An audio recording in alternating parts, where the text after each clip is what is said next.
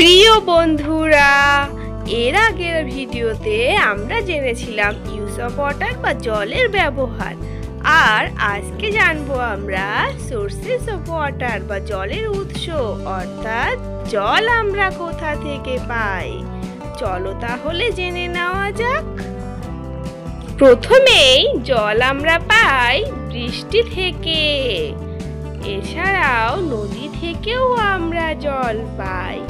তাছাড়াও ঝর্ণা থেকে জল পাই। এছাড়া খাল থেকে, ভূগর্ভ অর্থাৎ মাটির নিচ থেকেও আমরা জল পাই। এছাড়াও মহাসাগর থেকেও জল পাই ও পুকুর থেকেও আমরা জল পাই।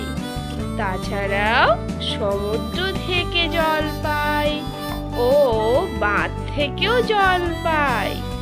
এছাড়াও হ্রদ থেকে আমরা জল পাই। এ সমস্ত জল আমাদের বিভিন্ন কাজে লাগে। তো বন্ধুরা, আজকে জেনে নিলাম জলের উৎস।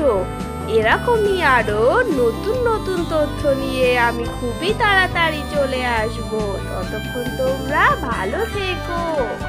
Bye bye.